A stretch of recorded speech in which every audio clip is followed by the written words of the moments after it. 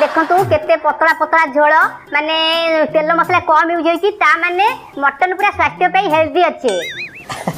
ये 4 दिन है फ्रिज में थुआई से टोटल झोल फल मरकी सुखी काठ होई थला गरम पानी सेक देछुटी सेटाई पतला लागुथबो। चलन फ्रेंड्स हमर बतन फास्ट बाइट नबा।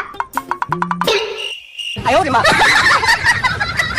ठकी देलु तू ठकी देलु मटन पूरा अमेजिंग टेस्ट। आ बेला खराब है बुझलो मो सामने रे बहि जाऊ कोन मो होटल खाइटा मो आगे खराब कर बांधे के पिटी। आयो रे मां हाय फ्रेंड्स जदी वीडियो टी भल लागिता लाइक कमेंट शेयर करिवे रोइली नमस्कार।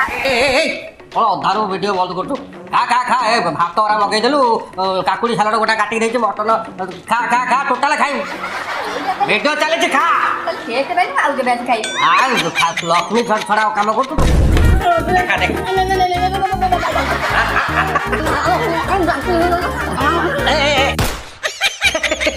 गोटाई बाड़े रे जाई।